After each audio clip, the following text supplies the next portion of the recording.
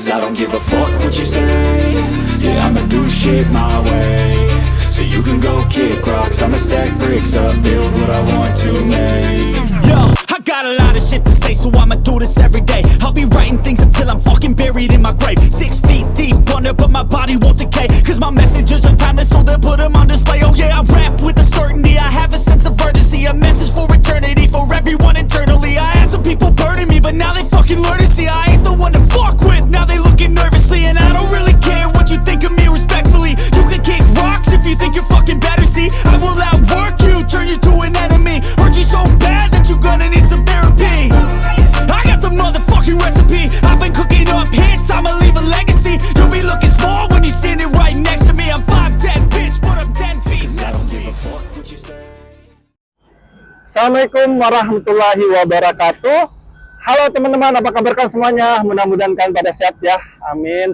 Kembali lagi sama saya Bifat Arifin, dan kali ini saya ada di pengelolaan sampah di TB Simatupang. Dan pengelolaan sampah ini baru saja dibuat teman-teman, jadi ini masih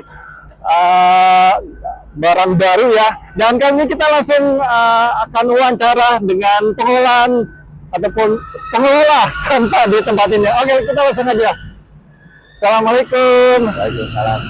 Bang, apa kabar? Baik, baik, Pak. Bang Adit, perkenalkan nama Abang, terus jabatan Abang di sini seperti apa, Bang? Oke. Assalamualaikum warahmatullahi wabarakatuh. Selamat pagi semuanya warga Jakarta. Perkenalkan, saya Aditya Oktaberi, selaku koordinator lapangan di Saringan Segmen TB Simatupang. Nah, Bang Adit, saya mau nanya nih, sejarah penyaringan sampah di sini seperti apa sih, Bang? Untuk sejarahnya, kurang lebihnya tempat ini dibangun untuk menanggulangi sampah dari hulu yang akan masuk ke pusat Jakarta, yang dimana kita ketahui untuk dulu kita punya saringan yaitu di Manggarai, dan itu kurang lebihnya sudah tidak bisa menampung lagi sampah dari hulu. Maka terbentuklah ide dari Pemprov DKI Jakarta untuk membangun saringan segmen TB Simatupang ini.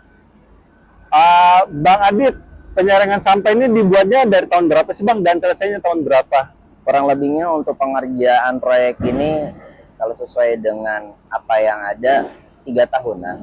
Dan ini sudah bisa dioperasikan mulai dari bulan Agustus tanggal 7 tahun 2023. Jadi kurang lebihnya dari tahun 2020 sudah adanya proyek pembangunan dan Oh, 2020 ya? Ya, betul. Saya melihat ini memang sangat bermanfaat sekali, Pak Adit, dalam pengelolaan sampah ya di TB Simatupang ini, karena saya melihat masuk ke tengah itu seperti di sodetan Kali Ciliwung itu kayaknya udah bersih banget sih, Bang. Ini menurut saya sangat luar biasa sekali ya ide Pemprov DKI Jakarta ini.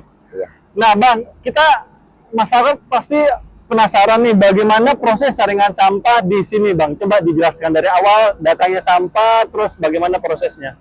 Oke.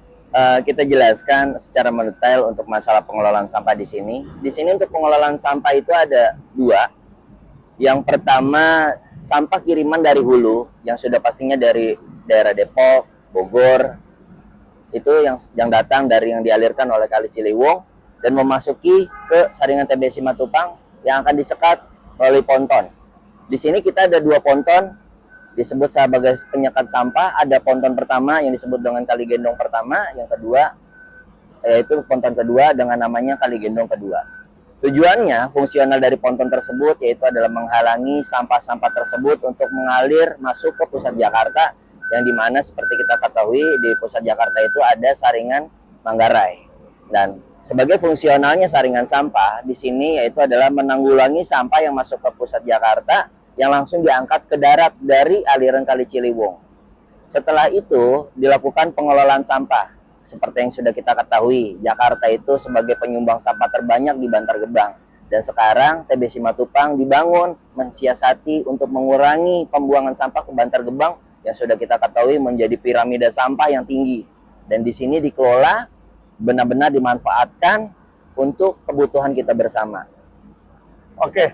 Bang, ini kan banyak sekali, Bang, alat-alatnya nih, Bang. Bisa sambil dijelasin nggak, Bang, bagaimana prosesnya, Bang? Oke, sambil kita berjalan di sini, seperti yang tadi saya bahas, di sini ada 2 ponton. Ini adalah ponton pertama yang disebut kita Kali Gendong. Kenapa disebut Kali Gendong? Ini fungsionalnya Kali Gendong yaitu adalah menampung sampah-sampah yang dialirkan ke saringan. Makanya kita sebut sebagai kali gendong. Di sini ada dua alat. Yang pertama ada Ultraprek Komatsu PC210 yang dioperasikan oleh satu operator yang nantinya berfungsi sebagai penghantar sampah dari ponton ke kali gendong. Yang nanti akan dilanjutkan dibantu oleh Power Plus 600 XI untuk diangkat dari kali ke darat. Dan nanti akan dikumpulkan ke implasemen. Boleh kita lihat ke sana ada implasemen. Nanti dari implasemen itulah nanti akan kita olah menjadi cacahan-cacahan seperti yang ada di depan kita. Oke, cacahan-cacahan itu didaurnya di mana? Di sini? Oke, di sini kita olahnya Oh, menggunakan mesin crusher sebagai pencacah. Nah, ini adalah mesin primary. Mesin primary ini bertugas sebagai pencacah pertama yang akan menghasilkan bahan setengah jadi. Yang nantinya nanti akan diolah kembali ke hanggar kita. Yaitu di mesin secondary. Nah, di sini untuk pengolahan mesin primary itu nanti akan dibantu dengan dua alat besar. Yang pertama ada spider. Di sana dia lagi sedang standby dulu, sedang ada perawatan, dan nanti akan dibantu oleh mesin standar Sumitomo SH210 untuk merapihkan hasil cacahan tersebut. Oke, sebentar. Sampah itu diangkat, dimasukkan ke sini. Betul. Nah, sampah yang masuk sini organik atau anorganik atau bercampur? Di sini campuran. Baik organik atau non organik nanti akan diolah dulu di sini dicacah, yang dimana nanti ada perlakuan lebih lanjut yang akan kita olah di hanggar sana di depan kita. Gitu. Seperti itu. Oke, cacahan pertama ini ya, ini cacahan pertama. Cacahan sudah pertama. hancur, Iya. habis itu dibawa ke sana. Betul. Nah, hancuran pertama itu saya bagaimana membedakan yang bisa menjadikan pupuk sama menjadikan bahan bakar semen ganti batu bara. Oke, kalau untuk seperti kita lihat cacahan primary atau di mesin crusher primary ini, pertama dia secara ukurannya lebih besar dan lebih benar-benar kasar dan masih tercampur antara organik dan juga non organik. Organiknya itu residu ya, kita bisa sebutnya sampah plastik, kain, dan yang lain-lainnya. Di sini masih disebut sebagai bahan setengah jadi. Dan nanti setelah kita olah di mesin secondary crusher kedua, yang di sana adanya di hanggar, nanti ada pengelolaan lebih lanjut. Yang dimana nanti akan ada perlakuan kembali, yaitu adalah dipilah antara plastik-plastik, barang-barang yang dimana tujuannya untuk dipilah antara mana bahan yang berbentuk residu, mana yang masih bisa kita manfaatkan. Dan juga salah satunya di sini sampah itu semuanya bukan hanya dari Kali Ciliwung, tapi juga ada kiriman dari lokasi-lokasi lain. Seperti yang kita bisa lihat di depan kita, ini adalah pembuangan sampah dari luar, yaitu dari Sudin Darat. Oh, ini sampah dari darat ini. Betul. Dibawa ke sini juga. Dibawa ke sini juga, ya.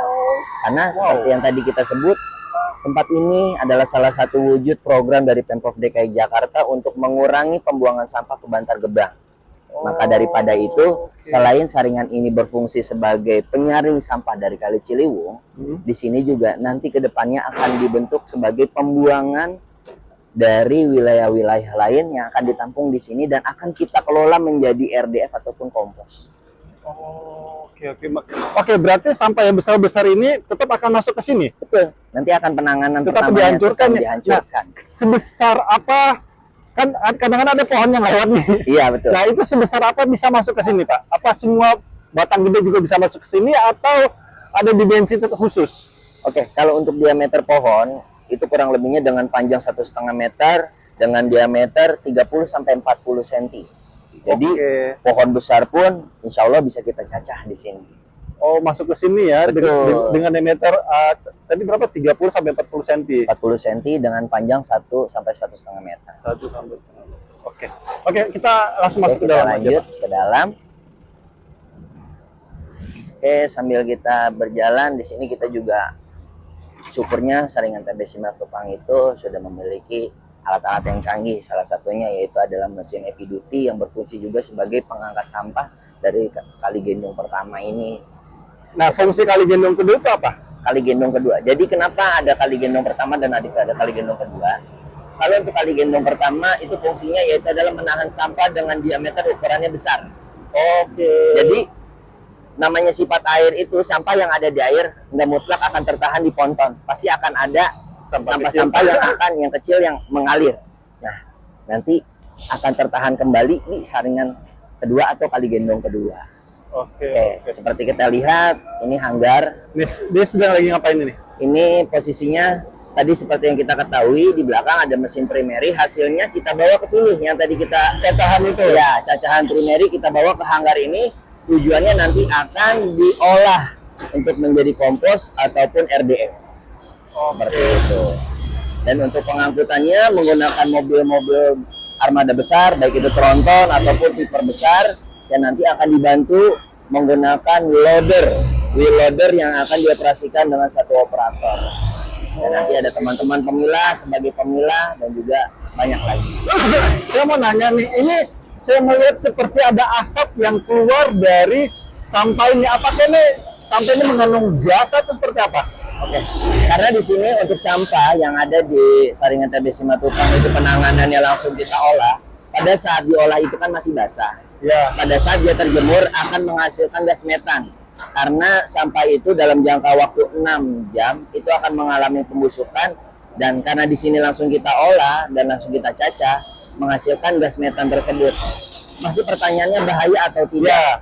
Kalau untuk secara pengelolaan di Saringan TB Simatupang, maka daripada itu semua orang yang terlibat di hanggar ataupun di tempat pencacahan dilarang untuk menyalakan api ataupun merokok untuk menghindari yang namanya adanya percikan api. Oh, gitu. Secara SOP. Nah, ini sendiri nih, ini apa ini di siang ini? Oke, ini bisa kita lihat. Ini adalah RDF yang nanti Ini yang sudah jadi RDF. ya kita buka aja biar warga Jakarta juga bisa tahu. Ini bahan RDF yang nanti kedepannya akan dikirim ke pabrik Indosemen. Oh, ini. Dan dia cacahannya lebih halus dibandingkan di belakang dari yang cacahan pertama. Oh. Secara diameternya, ukurannya dia lebih kecil dan dibandingkan bahan setengah jadi. Ini nanti di sana dibakar ya? Iya, sebagai bahan bakar. Oh, oke. Seperti itu. Nah, saya kemarin tuh saya sempat ke ini juga Pak, ke mana, ke Bandar Kebang. Di sana Bandar Kebang itu yang mesin seperti ini ada pemisahnya untuk plastik. Itu di sini seperti ada juga khusus plastik. Betul. Di sini untuk perlakuannya, Ayo kita langsung ke mesin aja Pak. iya boleh. Kita lihat.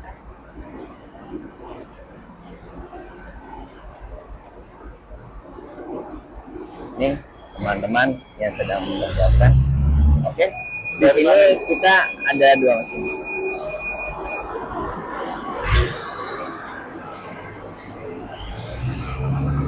Oke, ini namanya mesin crusher secondary dan fungsinya sebagai pencacah di kedua.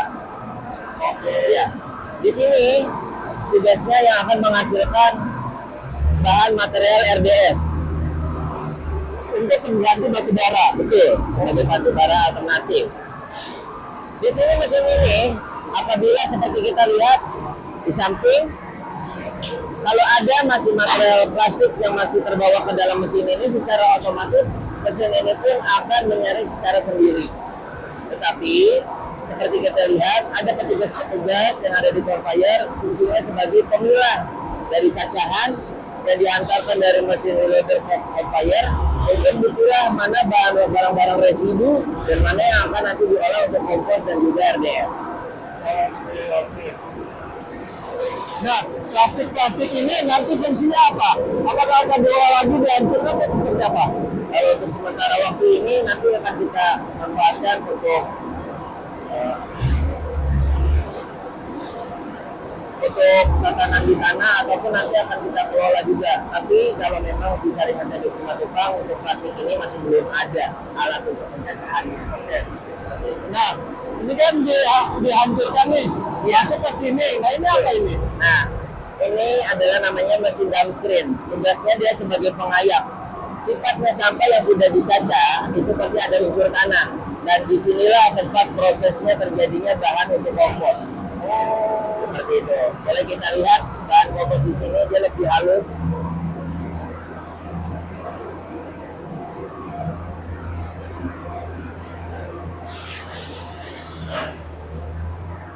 Oke. Ya bahannya lebih sangat-sangat halus dibandingkan RDF ataupun bahan setengah jadi. Dan disinilah bahan yang kita manfaatkan untuk menjadi bahan cacahan kompos. Seperti itu. Oke.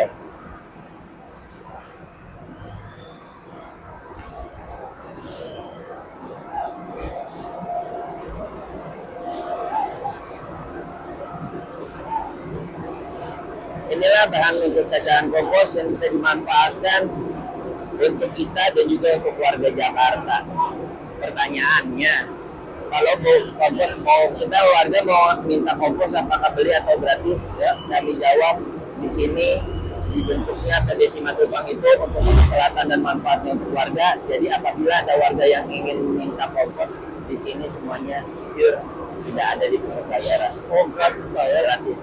Syaratnya hanya membawa wadah dari rumah masing-masing. Oke.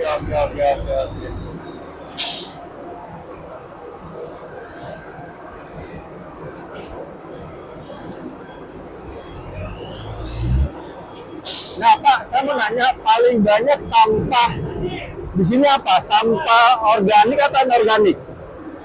Untuk sampai saat ini sampah yang banyak di sini adalah sampah-sampah organik seperti kayu, pepohonan yang terbawa dari hulu ke sini. Karena kalau dibandingkan dengan sampah-sampah non organik, secara kalkulasi antara 10 sampai dari angka 10 8 sampah organik, 2 sampah non organik. Oh gitu. Seperti itu. Nah ini sekarang kita ada di mana nih Pak? Nah, ini yang kita sebut sebagai kali gendong kedua. Oke. Fungsinya seperti kita lihat sampah-sampahnya dia lebih kecil dibandingkan sampah-sampah yang ada di kali gendong pertama. Di sini dibantu menggunakan alat Komatsu PC 210. Fungsinya sama seperti mesin yang pertama, yaitu adalah menghantarkan sampah-sampah yang terhenti atau